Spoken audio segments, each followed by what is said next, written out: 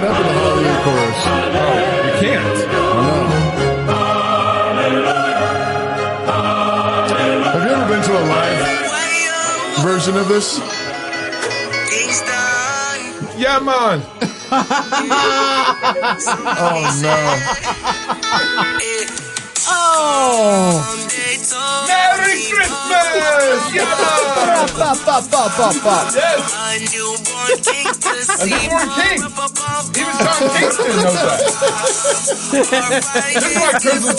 This is why if you are Post Mill, you're Post Mill now. There's a bunch of people who are like, no, I'm not Post Mill. This is one of my favorite Christmas songs. Every year we listen to it. Annie, you're a good woman. Every year. You can get with that, or you can get with this. Oh, it's good. It's good. It serves its purpose. Hold on. It's going to hit. The kingdoms of this world is become. Take that, Sean Kingston.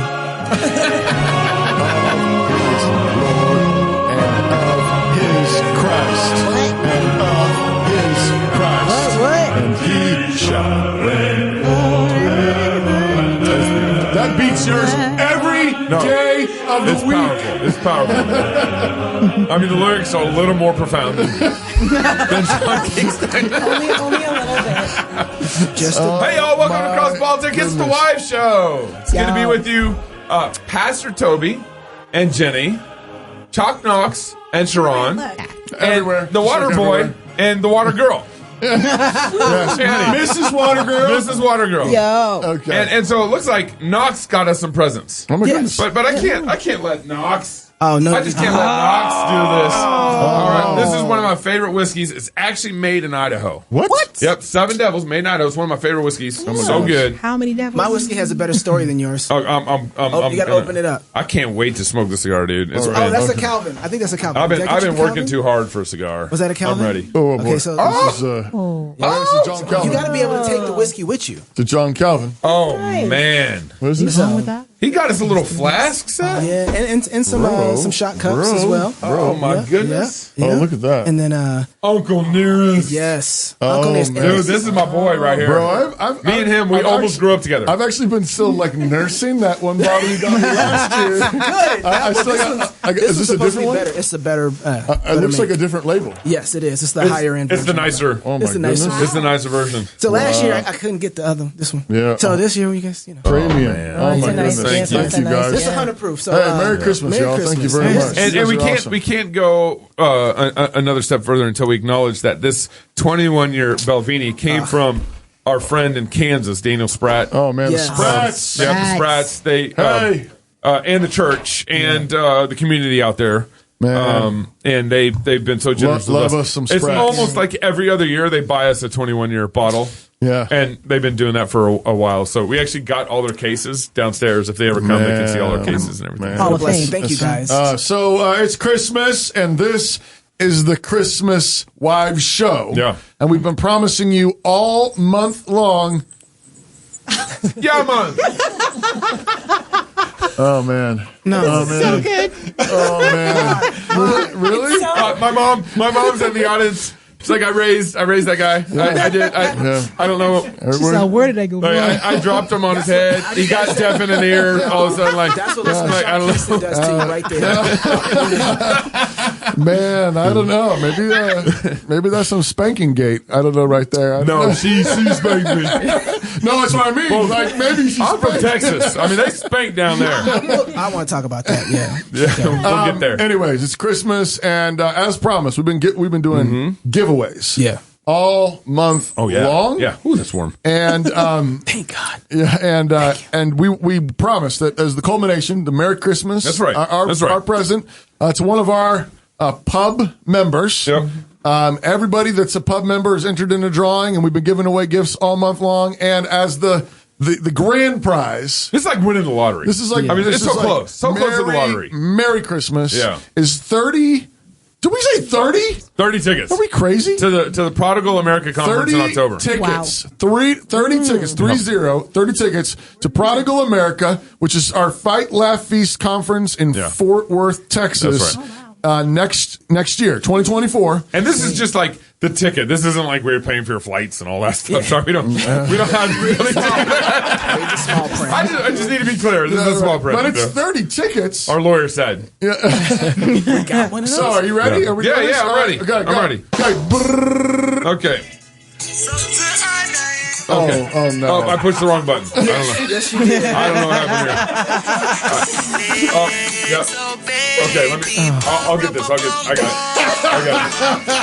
Okay. I can do it. All right. I got it. Man, Stephen G.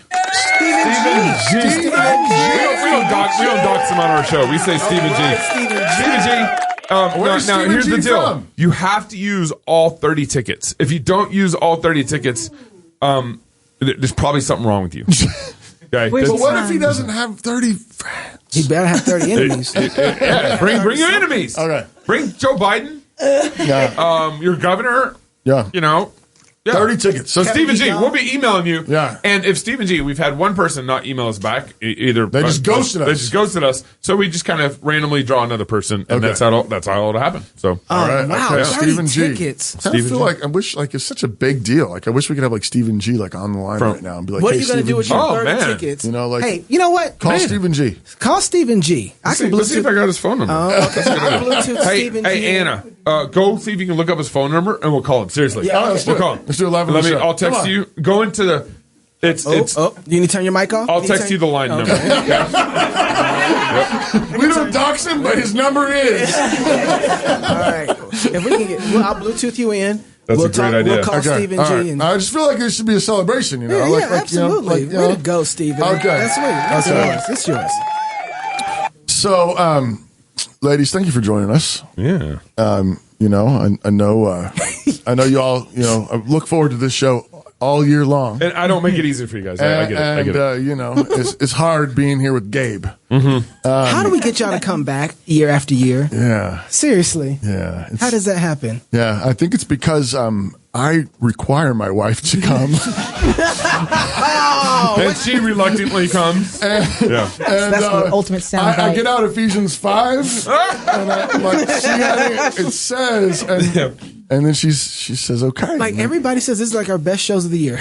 It's true. A lot of people. It's true. A lot of people. It's my favorite show. I think they put up with us for the rest of the year. Yeah. Just to get to And the they're live like, show. okay, but when is the We like live their show? wives so much, we'll listen to them a whole year so we can get the wives back on at Christmas. Yeah. Yeah. So, You and guys heard what my students prayed for me It today? was so good. What did they pray? Oh, I said, okay, I'm going to be on a show tonight. I'm a little nervous. And they said, so a little girl volunteered to pray. And she says, Dear Lord, I pray Mrs. Sumter doesn't say anything dumb. Will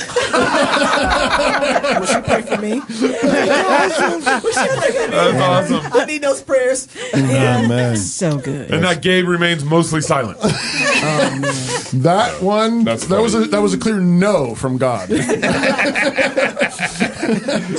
What, that your wife? No, that you wouldn't be I quiet. just wanted you to clarify. That's all.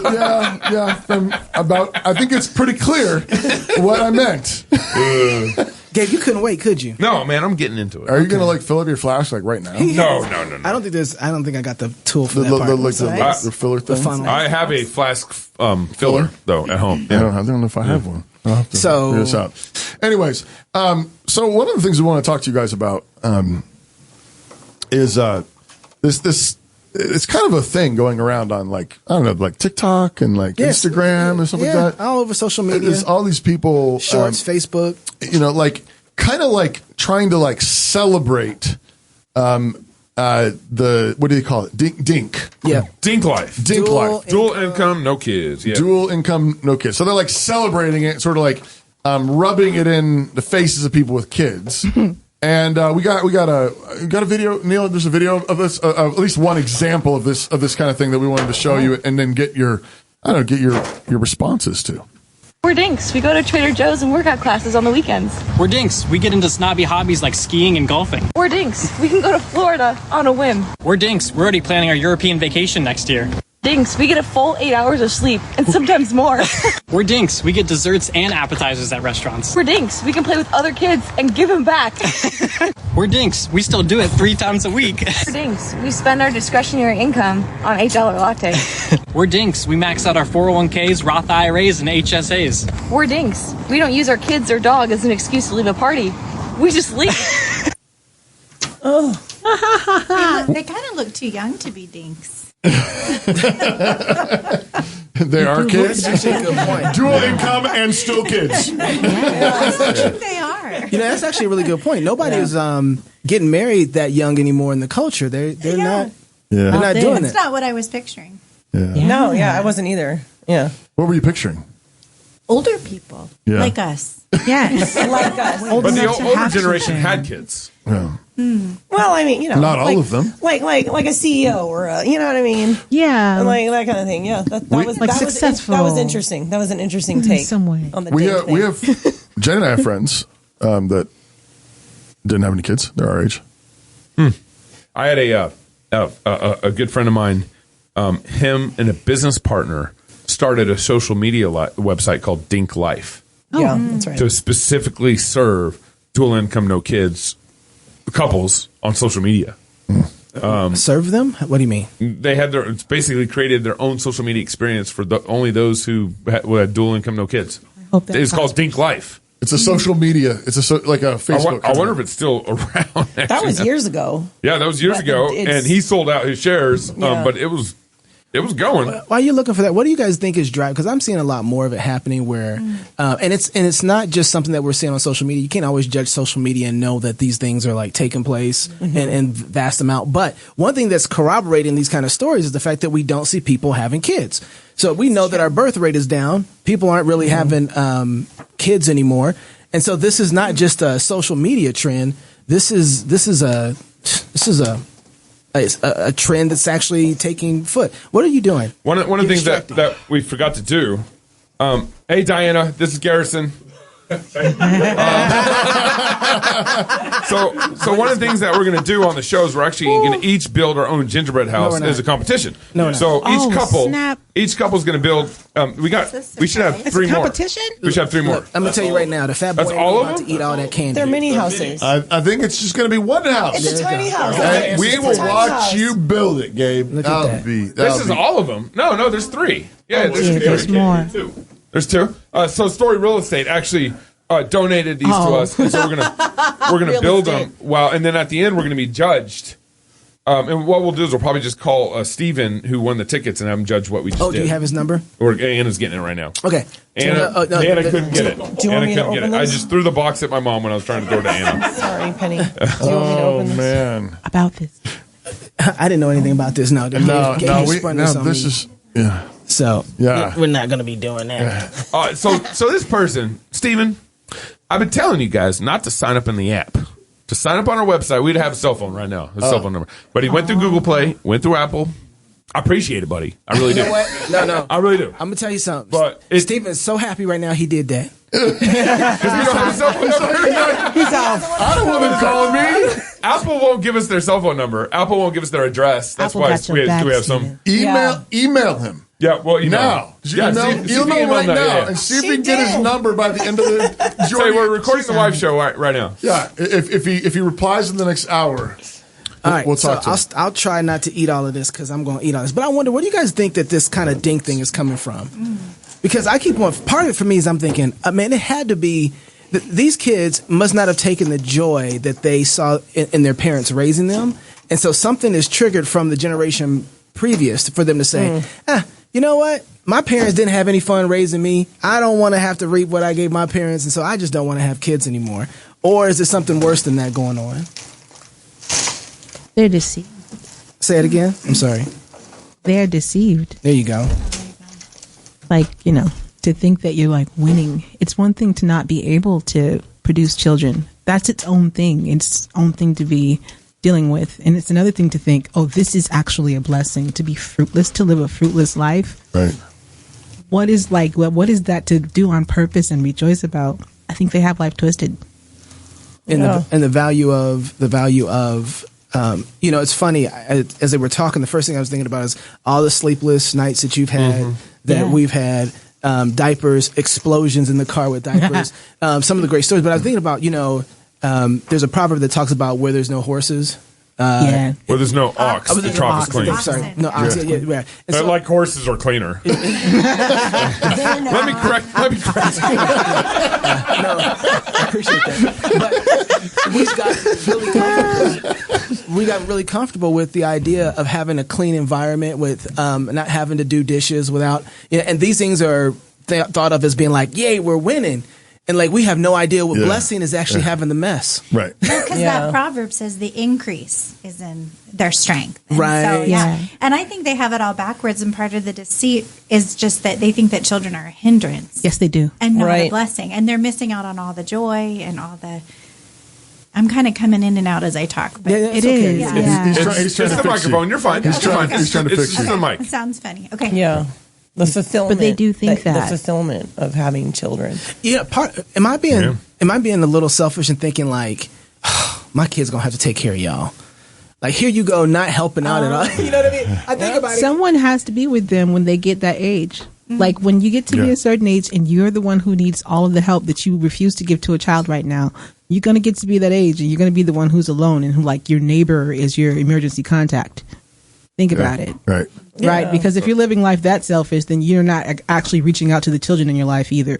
Not in a way that makes them want to take care of you when you grow old. It's going to be my kids. Well, I mean, part of the culture came from the RV culture, the RV life. You remember all the bumper stickers where it said, I'm spending my children's inheritance on this RV and on these vacations? I didn't see those. And so they taught their kids how not to have kids. They taught their kids how to abandon their kids and not pass down inheritance to their kids. So their younger generation, next generation, just doesn't have any kids. They're like goals. Yeah, and so now they're just doing what the older generation taught them to do, which is spend their money on themselves. Yeah. Sounds right. There's so from our family, we kind of see two different sides. We have one side where there's good, healthy, beautiful women in our family who are not married and they're enjoying life, right? And they're just out there having a blast. And they're in their late 30s, and you're like, man, like all your energy is going into scenery and not family. And then there's other parts of our family that aren't married, got 2 or 3 kids, and you're like, man, there's this brokenness in like we need more kids, right? Like when you have a lack of children or lack of people, there's not enough money. I don't care how much money you have to have service and needs being met, right? So right now, all the healthcare that we have, Minneapolis has lovely setups of Medicare for elderly. Is it Medicaid? Medicare. Can't always get those two mixed up. Yeah. One of them. Yeah, one of them's for the elderly and one of them's. But part of it is that they have this influx of people who are coming to these jobs. And so while they have the money to pour into these, helping the elderly and nursing and LPNs and home health aides, they're having a shortage of people starting to happen now. So now it's going to have to say who has the most amount of money and who gets eliminated for who's going to take care of these people, right? Like so, we're not even thinking about old age. We're so living in the moment right now about what it is we can get. And I'm like, I do think there's something about that. What you're saying is, I think when you don't really believe in the future, when you don't believe that there's like transcendent value or meaning, or that the future is meaningful, if you just believe what you've been trained to believe because of Darwinism and materialism, that we are just a cosmic fluke, that we are just atoms, we're just molecules reacting, and there's no actual transcendent meaning. It's just like your consciousness, once you die, you're gone. It doesn't matter anymore. Right. It's YOLO. Exactly. Yeah. It really is. And I think that explains a lot of it, though, where it's like, why do I care what happens after I'm gone? Why would I care about the future? And especially if you think, why would I bring new people into this world? Why would I bring new people into this world? Why would I create people that then have to go into the future that I think is probably going to just be us dying out, or nuclear war or environmental meltdown or whatever?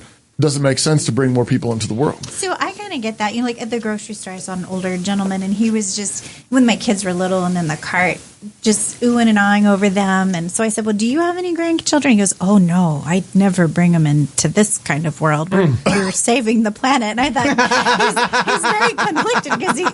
Yeah, that's so good. Oh, yours are so cute. Oh, I'd never do that. What's wrong with you?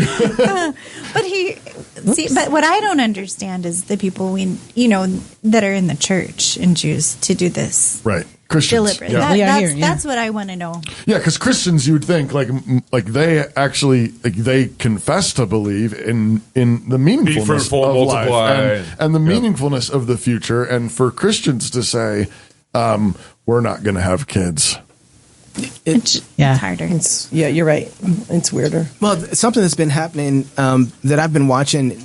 We've been That's all you need, actually. That's all you need? Yeah. What kind of houses are you making? I don't think I have. They're tiny houses. Oh, no, that's I all do. you need, Jenny. Okay. That's part of the trick I figured out is you got to figure out how to build a house with that. You know, Okay, I noticed I on the need- side of this box it says skill level 2, Gabe. You need glue, though. Well, mess this up. so I'm the only one that's figured it out so far. So what does that say about you? Skill level 2. We don't have a roof. Ours has no roof. I don't know. Do you need a? We have no roof. I don't. No, we're getting.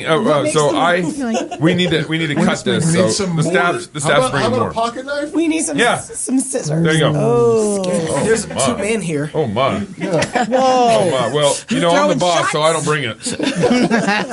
So something that's caught on. How long have we been doing this show? Since 2016. 16. Yeah. And one of the, we've always been talking about getting married, having kids, baptizing them, like get married. That was our have kids. that was our line from jump. From Yeah. jump. We've been Yeah. and that's not something that I've heard inside of conservative talk or Don't cut your wife. No, I'm cutting away. Yeah, that's what I'm afraid of. But it seems like that now inside People of are starting to pick this up. yes, and so I think was it Amerifest, which was That's right. This last week? this last week. Amfest. So this is Amfest. Charlie Kirk's big. There we go. Annual December conference. So this is this is what I'm noticing is coming out of there. Now, a couple other things that I want to make sure I mention. If you're a young person here and you say, boy, what do I want to do for my life? Honestly, you should get married as young as possible and have as many kids as possible. Period. Reject the siren song of modernity. And Charlie's Now, some been married for a parents are couple. I don't think he has any probably kids. I but don't like that. I could be wrong. They should basically, they should go get a job first. You're wrong. I'm sorry. Honestly. We are on the verge of a population collapse in this country. Every day I receive emails from young women filled with regret in their late 30s. And they say, Charlie, I'm sobbing as I write this email because what you talk about on the show is exactly right. I have a couple college degrees. I have a great job and almost no debt. But I was told, to forego having a family. But now I'm looking around and I have a lot of cats and no kids. Yeah. Honestly, where did we go wrong where we think that your bank account balance means more than passing down to the next generation? Where did we go wrong, everybody? So, I hope you meet your future soulmate. As I met Erica, the best decision I ever made in my life and the greatest blessing. And I hope you get married and have lots and lots of kids. So that's encouraging. And he was like the third or fourth speaker that said. We have another clip of another speaker. Do we? Hit the other one. This is what it looks like to be unshakable, ladies and gentlemen. Let me explain that. His family. Young men, we're just going to cut right to it. If you want to be an immovable mountain in your life, if you wish to be a strong alpha, I beg you, Alpha. find a woman. Fall in love. Get married. Have more children than you can afford. Baptize them. Have insane amounts of kids. There's nothing the world can do to shake you if you do those simple steps. And if you acknowledge that God loves you and has a purpose for your life, that's it. That's it. And you are immovable, unshakable. So notice, so number one, it is really striking that this is sort of mainstream, young, conservative It's like they kind of been listening to cross politic. But so that's pretty striking. First of all, just like that is a countercultural message, and that's why. I mean, that's honestly why we picked this tagline early on. Was like this is the countercultural message. Get married, have kids, but notice what they're missing. Baptism. Yeah. I mean, bring them up in the nurture and admonition of the Lord. I think that is actually goes back to the answer to the question, and I think part of what one of you guys was saying. I don't remember if Knox or Gabe, but when you don't grow up in a healthy family, right, it doesn't make you want to duplicate that, and I think that.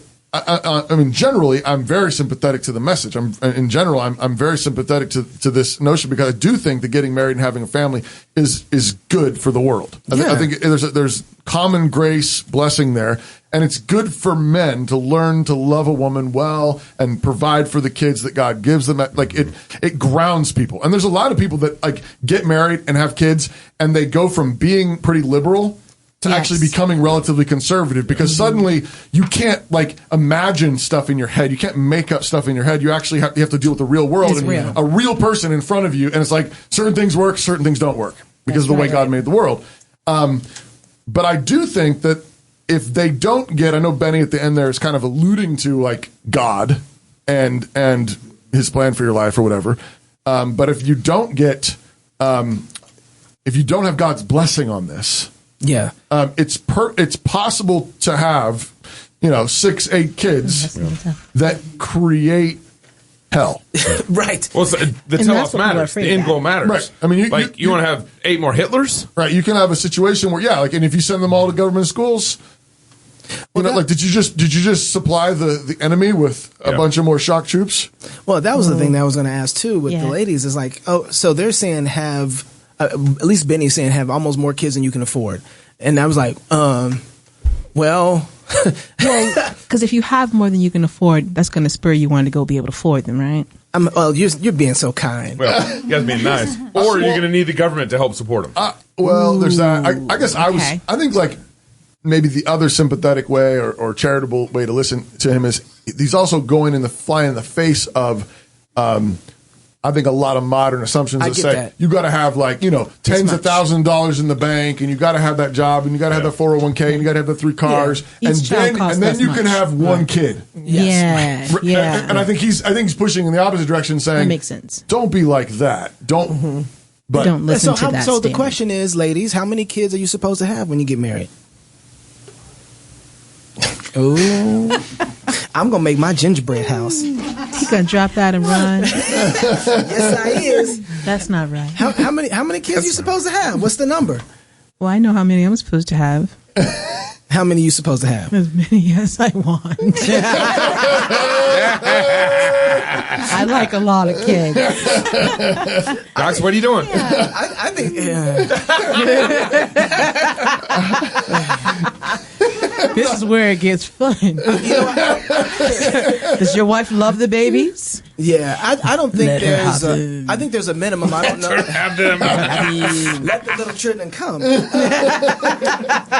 I don't think there's a maximum necessarily. I do think there's at least a minimum. I think that you have a responsibility and a duty to at least replace yourself plus 1. Okay. Right. So you and your wife, that's 2, and so 3. You should have at least 3 kids. I think you should have at least 3 kids. Our journey's been a little different because I think we started out wanting to have lots of kids, and then you find out early that you can't. Yeah. And so I think we've learned to pray for them and to trust the Lord. Like He's always led us through. Yeah. He's made it very clear how many children we were to have. Yeah. But we wanted to have as many as we could and tried as hard as we could and so there's some, I don't know, I guess there's some of so you came in with your palms open, like give them, and it wasn't like, well, I don't know, I don't think I want to have them. I think that's different than being like, we're only having 2 kids. Yeah. I think that's different than saying like, hey, we're only going to have 3. Vacations. I mean, yeah, exactly. And I'm not saying it's a hard law. Golfing. But Yeah, because people with families don't golf. Yeah. What just happened? Yeah, but everybody's weighing. I mean, our whole economy weighs having kids based on. Dang, Gabe, you over there working? I'm going. He's putting in work. You trying? I don't think he's sharing. I don't think he's sharing. No, I got. have. Hang on. I'm giving Jenny and Toby. Here's the other half. We for need icing. Did you guys get icing? icing. Yep, it's coming. It's coming. I got to use it one more time. It's One gonna more share time, you Got say. long arms. That one. There you go. Yeah, I think we've done more to say how many kids we're not going to have rather than saying we'll let God give us as many kids that he wants, right? And so our whole economy, when our economy does poorly in America, everybody stops having kids. Mm-hmm. Like the birth rates slow down. Instead of saying like, okay, God, if you give us kids, we trust. If you gave them to us, we know you're going to take care of them. Well, because also It's a promise, the ironic thing about that is kids bring wealth, right? Kids Right. bring labor. Kids bring economy. The economy starts in the house. Kids bring business. Like, if you're having an economic problem, then have more kids. That's countercultural. And of course, do it in wisdom. You don't want to have more kids where the government raises them. Right. But the counter thinking is actually the Christian thinking in all this. So how do you get people who are afraid of having kids because they really do like their incomes, their dual incomes, right? How do you get them to start saying, no, it's more beautiful to have kids. It's better to, because these people aren't planting any gardens. They're gardenless. Like they don't have any, they're not going to reap anything from not having kids. So how do you get people to start saying, because I think it's embedded in our culture not to want to have kids. Very nice. I think part of it is, and I think you guys were saying this, but people tend to think that kids are hellions. Like they think, oh no, they're going to be screaming in the Walmart or whatever. That's because they don't spank them. Exactly. That's exactly where I'm going to, and it's like it's a self-fulfilling prophecy. It's a dangerous loop. WWNW. What would Nancy Wilson do? Oh, thank you. Thank you. Well, we know that answer. Right. But yeah, if you have your children and you do not spank and you do not admonish and you treat them like they're more animal than they are human by just not speaking sound wisdom and disciplining them, you're going to come up with little hellions. And no one will wonder why you don't want them. You don't want them. Like nobody else wants to be around your kid either. Yeah. But we're not raising those kids. Right. I started listening to, who's that girl? Look, I started listening to her, the conservative one. Oh, yeah, Candace Owens. Yeah, and she's all, I don't bring my kids into certain establishments because, not before they're 2. I don't bring them to nice restaurants. I'm like, you don't? They're like, no, because they're going to be bad. It's like, not mine. Yeah. Not my kid. Like, my kids go. They went with me everywhere. I didn't have a sitter. I didn't have anything. They went with me everywhere. And they were well enough behaved that people would pay. They paid our bills. We would go out. They pay your dinner. Yeah. Your kids are so well behaved. They're like, I like that. I want to incentivize more of that. They want to incentivize it. Now let me it was amazing. Let me tell the other side of the story. So I have ever told you guys about the grocery store situation? Ooh-wee. Okay, so one day, and this is a man up moment even for me. But one day I came home and I didn't have any groceries in my fridge. And I was like, babe, how come, like, I need to eat? Like, I'm working 12-hour days. Where my food at? And I think we just had 2 or 3. We just had 3. 3 at the time. And she's like, I can't take your kids to the grocery store and without spending most of my time chasing them in the grocery store. Oh, yeah. And everybody is, what, 4 and under? 4 and under. Yeah. 3 kids. And she's like, I get it. Now, this doesn't happen with me. When I go to the grocery store, we go get our groceries. Everything's fine. And she's like, well, they're not doing that with me. And I was like, oh, I'm not communicating something I need to communicate here. Let me go help my kids understand this is their mama, my wife. They better listen. So we went to the grocery store and I got a basket. And lo and behold, they actually broke. Was I not around, or I was probably in the back, or I came in late, and they actually broke. So Sharon gets in the door, and the kids just spring. One goes left, one goes right. And I think you had one in your arm, and she's trying to. And I remember gathering all the kids, and I said, okay, listen, when Mom goes to the grocery store, you grab the basket, Alex, DJ, you grab the basket over here, and you guys walk with Mom down the grocery store. Let's practice that. And we started practicing. Bing! and they split. And I was like, okay, let's go to the bathroom. So we went to the bathroom and adjusted some obedience, and then we came back out. We cast some foolishness out, and we came back and we started practicing. We did this over and over until we were able to do this consistently. And I remember Sharon went to the store the next time. She said, I had no problem. And even to this point now, like when we go to the grocery store, the older kids start teaching the younger ones, yes, hey, they do. This is how we go to the grocery store. This is how, and it's just been, and here's a testimony to that. All this last conference we did out in Kentucky at the Ark Encounter, my fear was, oh man, we're about to take 9 of us on an airplane. How is that going to go? Airports. Our youngest, we got 16 all the way down to 3. And so there's a nice spread of kids, 7 of them. And I'm telling you, it was like butter. Yep. It was, everybody was on time, everybody was up, everybody was moving, everybody got their security. Knox is the problem. He was like, Andrew's back like, Dad, you need to sit still in the airplane, Dad. You can't get up and go to the bathroom. But it was amazing. And I was thinking, wow, look at all this fruitfulness. And I'm thinking, man, what is it with a unit like that? What is it that you can't do now? Yeah. Okay, you know what I mean? I'm sorry, I didn't mean to interrupt you. No, I was just thinking how we sat in first class and actually you left the kids behind. You sat in first class and you left your kids behind. We left our kids with no problem. Your kids. I need to explain this now. Live. So something about the back of the bus is what Gabe said. I don't know. Knox and Sharon did end up in the back of the airplane. What had happened though?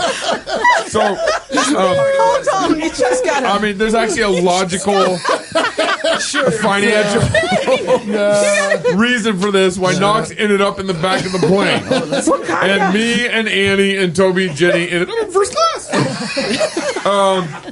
That did not sound good. That did not go up. But that's what happened. What happens? So when you travel and you. I feel like I need to. I feel like I need to explain this because the white couple sat in first class and the black people sat. I feel like I can't dig out of this right now. We sat in the back with the children. Just let it go. There's a logical explanation. When you travel and there's all these bags, buying a first class ticket covers a lot of the bags, and there was only 4 first class tickets, not 6, but. Knox had the youngest kids, and so you guys had the youngest kids, so you guys had to sit in the back of the bus. We had actually everybody's kids were back there with us. Yeah, I know. It was great. It was great. Smooth as butter. It was great, man. Go on. Oh my goodness. You know what, though? We got off track. It was comforting because I started realizing that this is what it looks like for everybody to move as one. This is what it looks like to have a culture of success, right? And I'm getting a taste of it after 16 years.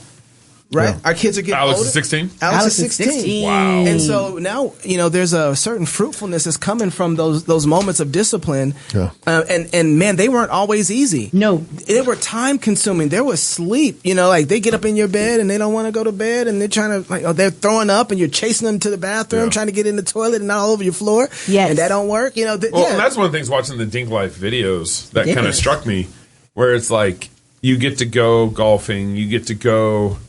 To the beach, you get to go whatever vacation. Yeah, all by yourself. All by yourself. And I was thinking like some of the best memories I have with Annie was waking up 5 times a night to take care of the kids. Yep. Like when you're playing basketball and you're giving it all, you're working your hardest. It's the hardest you've ever given it. You've fallen on the court, you're hurt, whatever. That's the game I remember. I don't remember the easy games. I remember the difficult times where both me and my wife are sacrificing for each other and for the kids. Making memories. I do remember some of our vacations, but I don't remember them like as vividly as I remember. I remember. I'll never forget. We've talked about this before, but like having our 3rd kid, we had 3 kids under 3 years old, and just that the first 2 months. My oldest was sick. My middle was. Just got in her big girl bed, and my youngest son was born. And so I was barely getting an hour of sleep at a time at night before getting woken up again. Yep. And that happened for like a month or 2. Pretty sure I developed a couple lifetime ulcers. And but I remember that. I look back on that time. It was a very good and memorable time as my wife's trying to,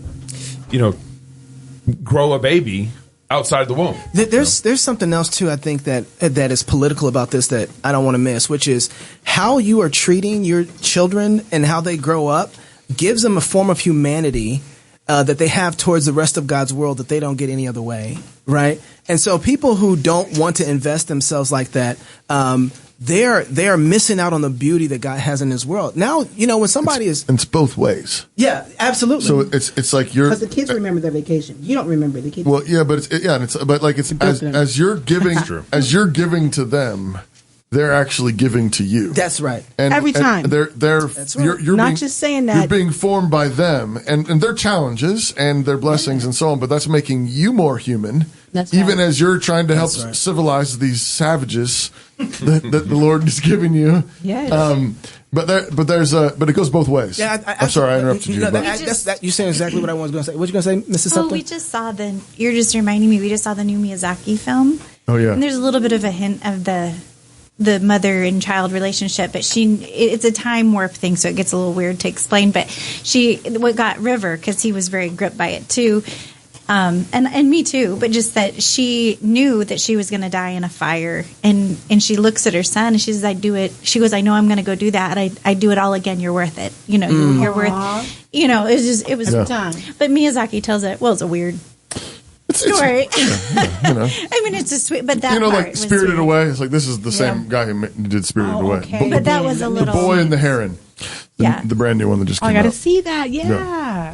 Okay. That was Anyway, and that starts there, and that's what moms do. Mm-hmm. Just going through the pregnancies, going through the labors, whatever it took to get these kids here, and then we're like, I do that again. Yeah. And this applies. I mean, there was just this big kind of blow up because of the Texas situation with the woman who sued to get an abortion because her baby had trisomy something, some number 19, 18 something. I can't do this.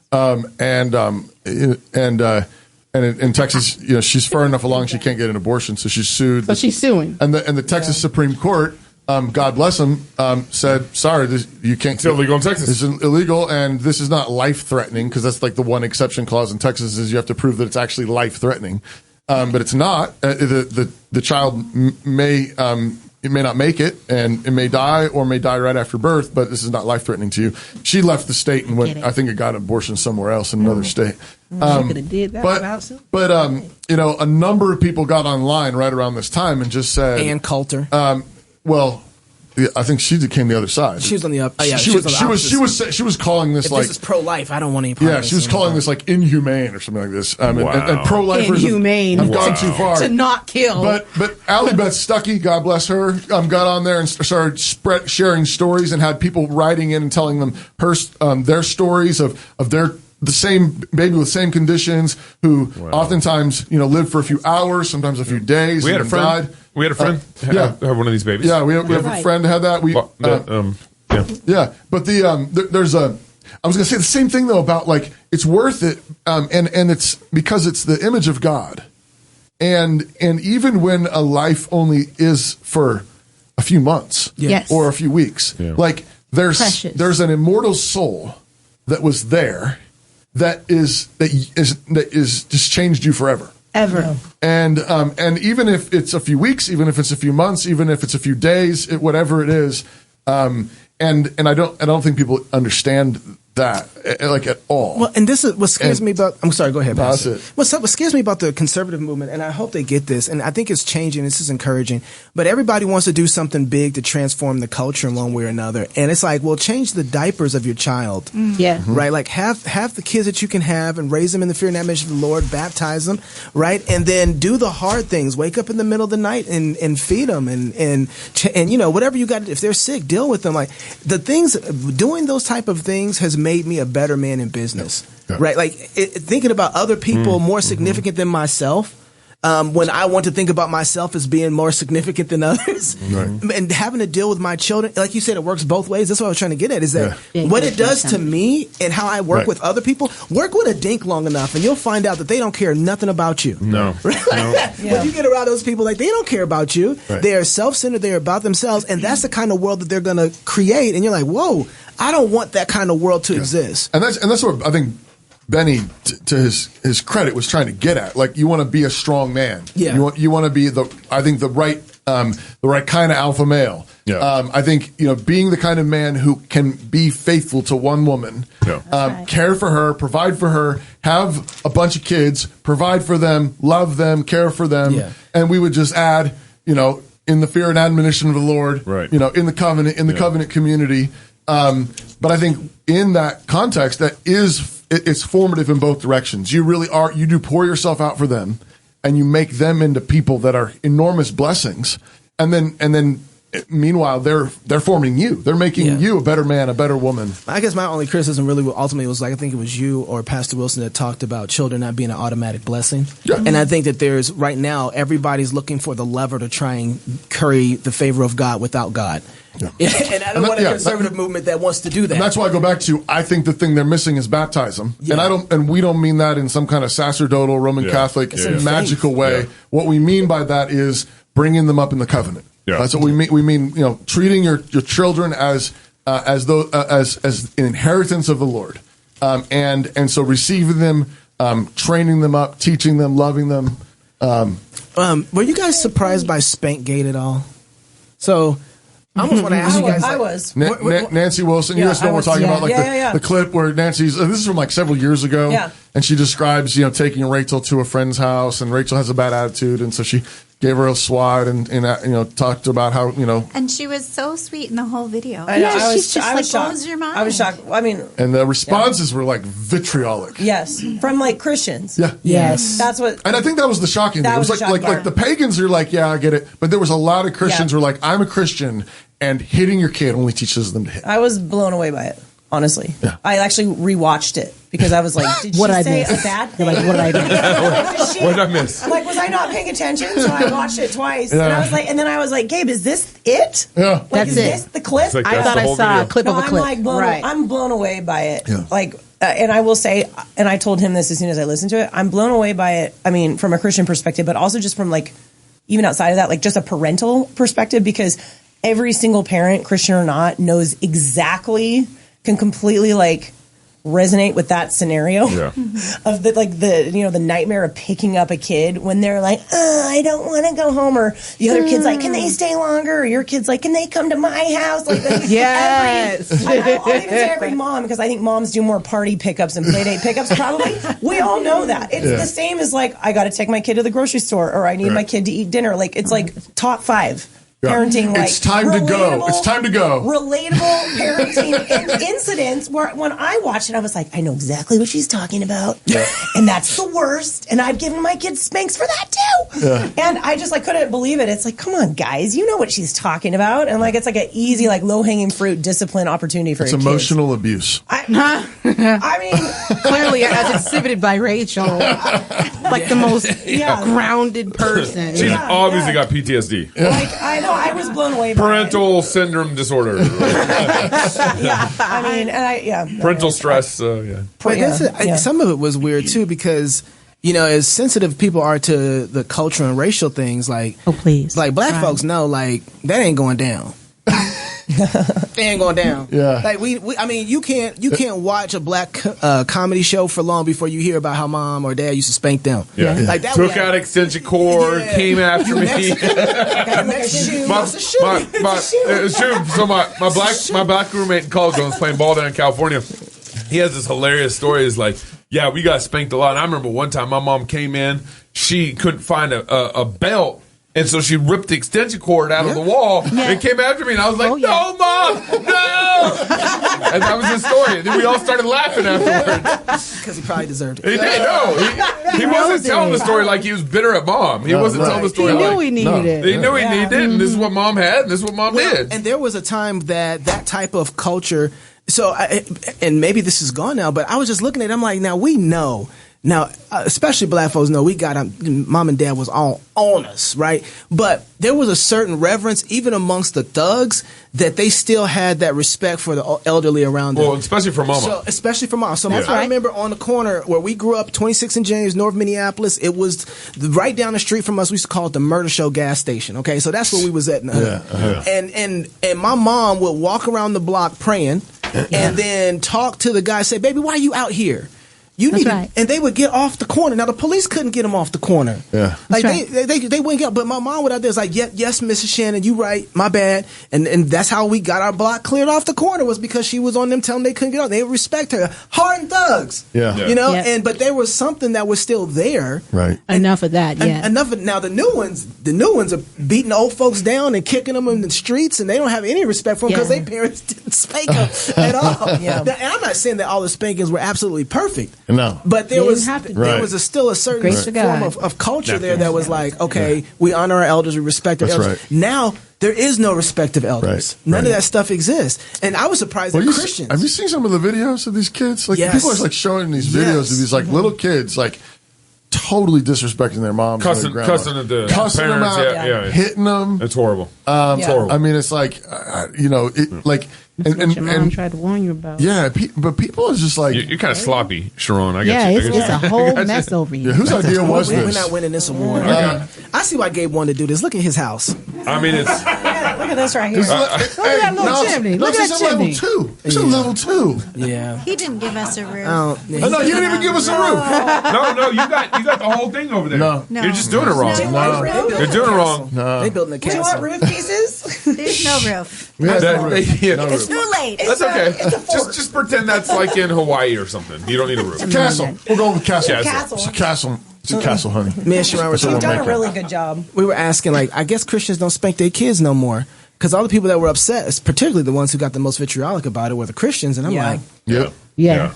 Really? Well, and you They wonder, pick like, and choose the scriptures they like believe. why again? This goes back to the Dink Life thing. We're raising kids who don't want to be parents because the parents weren't parents to their kids in the first place. Right. Yeah, that's true. We're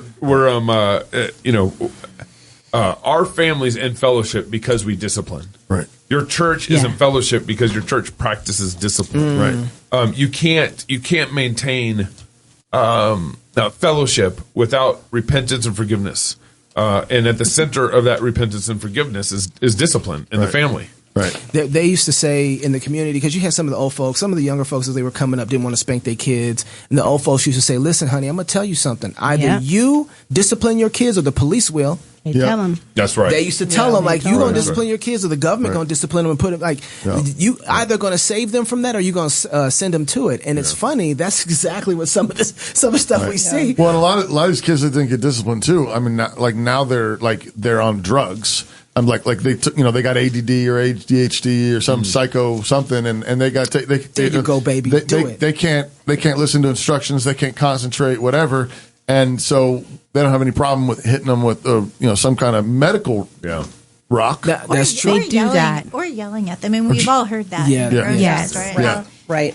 Nasty parents can talk to their children. Yeah. It goes bad. I tell parents all the time that, like, hold on. You preached a whole thing on it at the conference. That went hard. That's right. I forgot about that. At the conference, really good. Now, there's something, I didn't think about this, but you should have played that during SpankGate. Because we should have played that because your talk at the conference on this topic of how parents talk to their kids was phenomenal. It's the perfect balance of this conversation. I'll let you tell us. I ain't gonna take your glory, but you can tell the story about how you were. Oh well, yeah. I mean, I was thinking of something else, but yeah, the story I told at the conference, I already prepared this talk, but I was leaving one morning. And this mom we're at the hotel. It's right next to the Ark, and so like I'm sitting in the car waiting for somebody to give a ride. Probably Knox. And this mom hauls this I don't know 8 or 9 year old boy out outside the hotel, and she just starts screaming at the kid. I have to tell you, and like I'm sure the kid was probably being difficult, being terrible, being disrespectful, some type of way. But she hauled off and just screamed in his face for 30 seconds. I was like, I need to get out.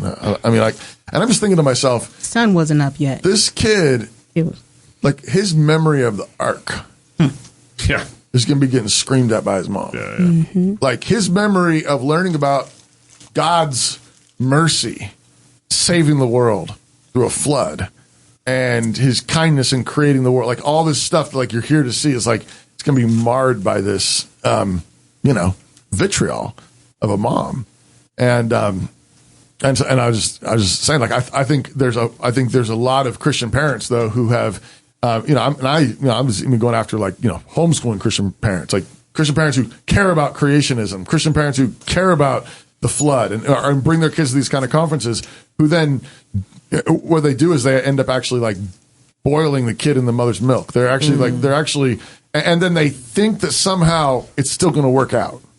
And then I called it theistic evolutionary parenting. Basically, It's like you're acting like the whole problem with theistic evolution is the idea that God used millions of years of suffering and death to bring about the creation. That's right. Like, no, that's wicked. Yeah.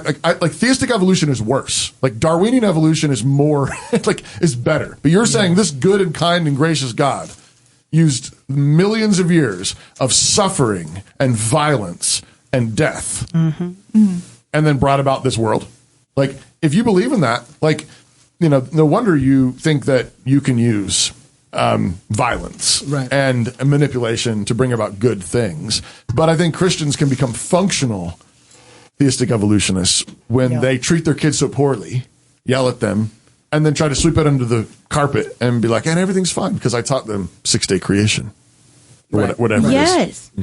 But I always tell parents too, the thing I was going to say is I think it is actually it's the most kind thing to do to discipline your children the way God says to do it. Yeah. And what that means is, and there's actually kind of an application of what's Pastor Doug's thing about the first crime scene? Yeah, it's the second crime scene that's going to be worse. Yeah. All throw down at the first crime scene. Yeah. Well, I think parents win the battle at the very beginning. Yeah. When there's this is the thing that I don't think people can get their heads around. The crime was small with the Nancy Wilson thing. Yeah. Like everybody's like, well, first of all, like Nancy describes this, and you need to know Nancy. Like she describes everything in like a really, really like sweet and gracious way. Yeah. So like I think probably Rachel's attitude was probably a little bit more angsty than exactly that come across. Yeah. She's been gracious, but like regardless, like the point is when you see the tiny weed, pull it. Yeah. When you discipline when the sin is little, and at the first sign of the rebellion and the angst, what you're actually doing is you're actually protecting them from the where it grows into this gnarly plant, and then you are tempted to get angry. You're tempted to lose your temper. I remember when the kids were little, I always think like when we were tempted to get upset, it was like probably it was usually our fault.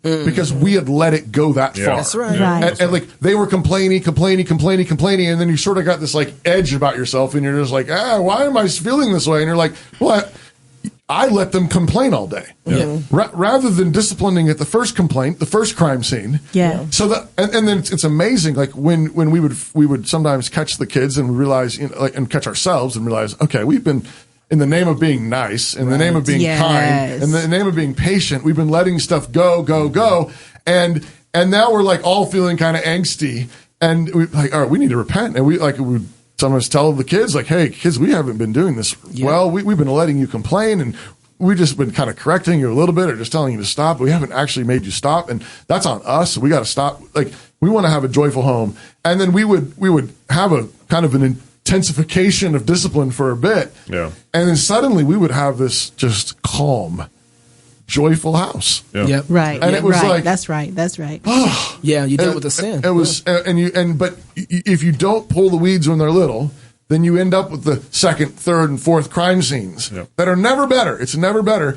And you get angry, you lose your temper. And I think many parents who refuse to discipline their children, the way the Bible describes in Proverbs, they really are making everybody's life worse. Yeah, what kind of doctors does that make? What kind of lawyers does that make? What kind of politicians does that make? We forget that we're raising little humans that are going to go and engage in the real world, and how we raise them is what they're going to turn out to be in fruitful. I mean, you don't want a doctor giving you heart surgery wanting to throw a fit. Right.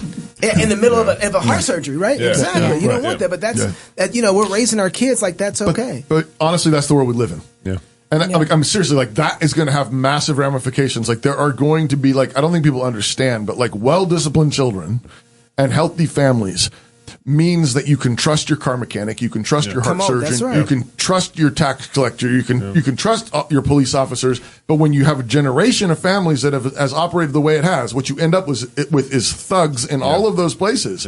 And you will end up with heart surgeons that will totally screw it up, and we will pay the consequences. Yeah. You will And blame it on you. You will end up with people who are liars and thieves.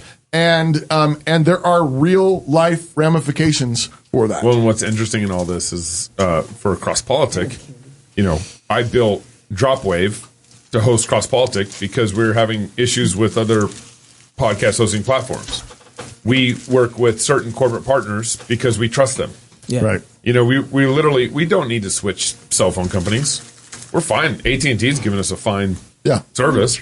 But we're switching over to Patriot Mobile because we trust them. Right. Like this freedom economy, the currency to me that's most valuable is trust. Yeah. I'll pay the same for Patriot Mobile as I will for AT&T, but I trust Patriot Mobile. Yes. And so trust, I think, for a lot of people is all-time high.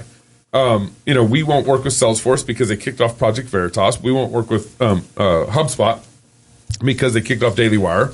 I'm looking for, that's why we have Nexus as our corporate partner. Yeah. They're a competitor with Salesforce and HubSpot. But like trust in all this is all time high, and it started off with like this current modern cancel culture silliness. But the next generation coming up, I'm really not going to trust them.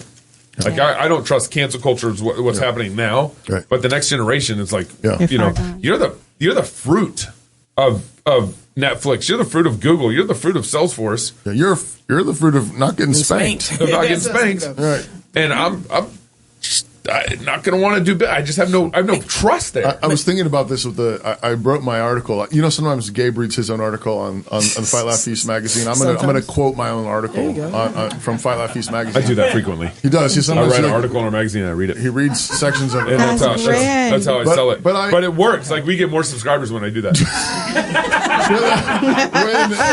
You said it's working. Our last issue was on based business, and I was looking at the proverbs that say that a good name is better than gold. Yeah.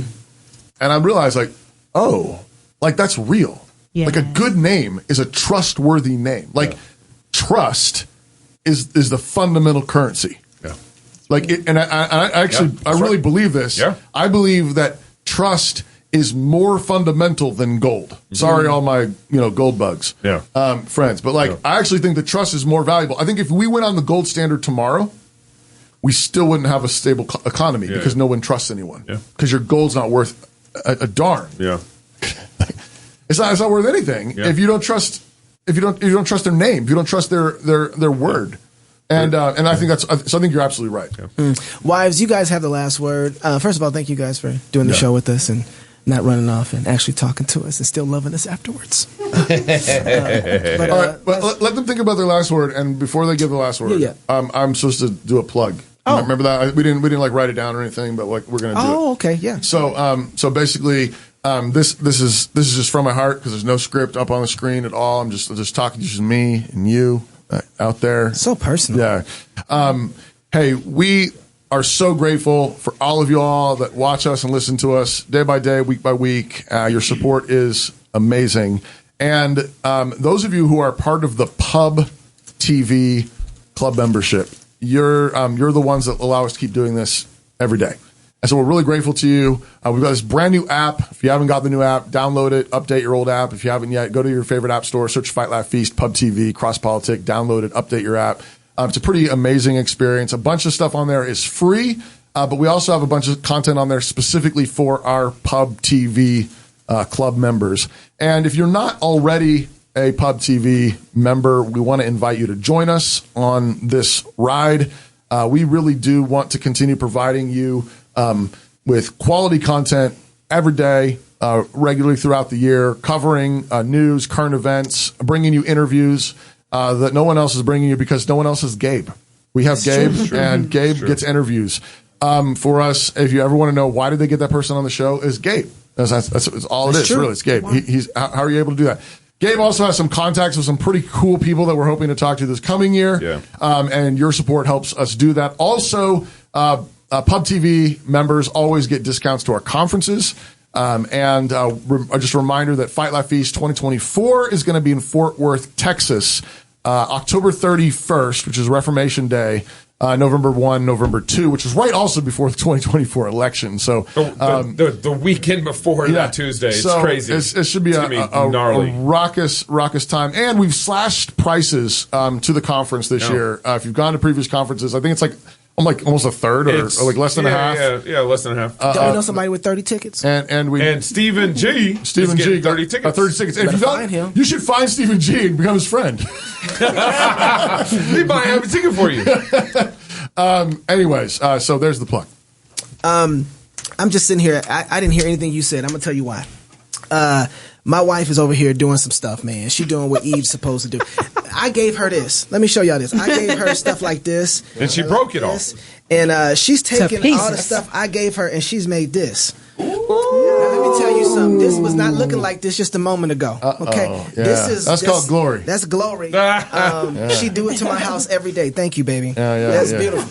The wolf started to blow my house down a little bit. It's a little crooked. Hold on. I did not participate. Andy didn't participate for not having a roof. It's beautiful. It's not hurricane friendly. I like the shrubberies. I want the shrubbery. Look, we have gingerbread. Love it. Yeah, we have shrubberies around the side. You do. That's glory too. That's nice. But I got a yard, like super fun it's a yard. The yard. That's just candy. Is the best part. That's just candy. You just dump candy on the plate. I mean, wouldn't you want that in your yard? That's what he did. I wanted it in my yard. Ladies, any last thing you guys want to say before we go? Oh my goodness. Another year, baby. Another year. Cross Baltic. Another year. Let's go. Let's do it. Oh, we'll do that first part of the year. My wife is busting out stuff you're not supposed to say. Oh, I want to say this real quick before we go. We're able to do this too because we have a great staff and crew who are back in the back there, switching the angles, producing the shows. Neil, Brianna, Carter. Thank you guys so much for what you do. I mean, we just named a bunch of single people. Garrison, still single. Anna's married though. Anna, having the first Fight Laugh Feast, baby. Woo! Yeah, that's right. Thank you guys for your support and everything you do to make this show happen. Thank you. Appreciate you could name him Gabe Toby Knox. No, that's not. Toby Knox. That's not happening. That's why you don't want to share the name yet, right? That's okay. It's okay. We understand. And Miss Penny, we love you. We love you too. Yeah, my mama Penny. Yes. Johnny, Carter. Thank you guys. If you're single, get married. If you're married, have you some kids. And if you have kids, go baptize them. Until next year, love God with all your heart, soul, mind, and strength. Love your neighbor as yourself. Go fight, laugh, and feast. This is Cross Politics. We forgot to have our wives read one of the ads.